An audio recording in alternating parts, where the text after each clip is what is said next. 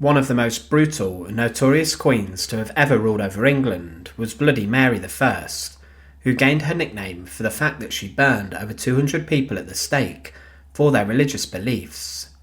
Her reign was a huge period of change across England, as she restored the religious beliefs that had been before. Her father Henry VIII and her brother Edward reformed the church. But despite being Henry's eldest daughter, Mary would rule for around 5 years, and many believed that she would never become a queen. However, at the age of 42, inside of St James's Palace, she died. Mary had been a queen who had suffered a lot during her life, and she was a woman who had a lot of severe health problems, and these contributed to her death. But Mary I today is laid to rest inside of a burial vault in Westminster Abbey, and her coffin and burial vault have been broken into a number of times. Join us today to look at opening the coffin of Bloody Mary I, and as always, to support our channel, please make sure to subscribe. Despite burning many people across England at the stake, Mary throughout her reign was a woman who was very ill. As a young woman, she suffered with a number of serious problems, and many of the royal doctors thought she would die a long while before she actually did. She had a number of serious swellings in her stomach when she was the queen, and no baby or child would come, despite her expectation that she was pregnant. It's believed this could have been ovarian or uterine cancer, but Mary claimed in 1558 that she wanted her husband, Philip II, to be the regent of England when their children were younger. And this was very unpopular across the nation, as Philip was very hated. But no children would ever be born to the couple, and Mary then, towards the end of her life, had to accept that her half-sister, Elizabeth I, would be her successor. But around 1558, in the nation, there was a very deadly bout of influenza or flu, which was killing people at the rate before seen by the plague. It would be an illness that would linger on and eventually claim its victims. Mary, being the queen, tried to avoid this. However, in spring and summer 1558, she suffered with depression and a lack of sleep, and in August she had dropsy and also a low fever, and she was not very well at all. Mary was moved for her own safety from Hampton Court Palace to St James's Palace to recover, and she had a very high fever, headaches, and a bout of dizziness and confusion. She also at this point almost went blind, but she did somehow recover a little bit, but her depression became much more severe, and it was focused around the fact she could not have a child. By October 1558, it was clear to the Privy Council and those who were close to Mary that she was going to die, and with this she made her will. There were times where she was able to go and do some work, but by November it was no good, and the Queen was on death's door.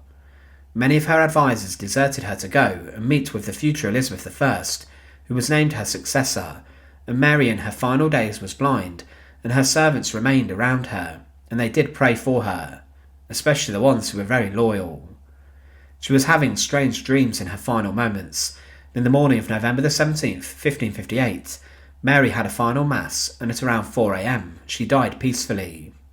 The servants thought she was just asleep and was recovering, but she had actually died, and then the doctors were called in and they confirmed this. Her funeral service was then planned, and the Bishop of Winchester stated that she was a king's daughter, a king's sister, and a king's wife. She was a queen, and by the same title, also a king. Mary made history despite her short reign, as she was the first woman to rule as a queen in her own right, following a coronation, but she was then buried inside of Westminster Abbey. Her funeral was taken on a cortege to Westminster, and there was a lifelike effigy of Mary on the coffin, and this effigy was dressed in her robes of state, and on top of the coffin was also the crown, orb and sceptre. It was a show of power and wealth even in death, and then the funeral procession was led into Westminster Abbey, and it was made up of many different women and ladies. But Mary was then buried inside the north side of Henry VII's Lady Chapel. But there is no tomb today that shows where Mary was buried, and no tomb was ever made for her. When Elizabeth I took the throne, she did not necessarily commemorate her half-sister. But after Elizabeth's longer and more prosperous reign, King James I wanted to honour Elizabeth in Westminster, and he decided to have Mary and Elizabeth buried together in one vault. A new large tomb was made for Elizabeth, and she was then moved into this burial spot, and she was actually interred directly above Mary I. Bloody Mary was buried underneath her sister Elizabeth, and they were buried in the same vault, and Elizabeth's coffin was literally placed on top of Mary's. There is still today no grand monument to mark her place in the abbey, just a stone that says that Mary is buried there. However, in the 19th century, the tomb of Mary I and Elizabeth I was broken into. A book published in 1880 by Arthur Stanley, the Dean of Westminster, had remarkable accounts of the burials of the kings and queens. He had been given permission by Queen Victoria to try and locate the body of King James I and his coffin, the successor of Elizabeth I. He found this inside the burial vault of Henry VII and Elizabeth of York. But Arthur Stanley also explored the burial vault of Mary, and he went through a narrow aisle underground in the eastern part of Elizabeth I's monument and came across an opening in one of the walls. He went through this and saw two coffins inside, the coffin of Elizabeth and Mary, with of course Elizabeth placed on top. He recorded his sight and said, "The excavations, however, had almost laid bare the wall immediately at the eastern end of the monument of Elizabeth, and through a small aperture a view was obtained into the low, narrow vault immediately beneath her tomb. It was instantly evident that it enclosed two coffins, and two only, and it could not be doubted that these contained Elizabeth and her sister Mary. The upper one, larger and more distinctly shaped in the form of a body, like that of Mary Queen of Scots, rested on the other.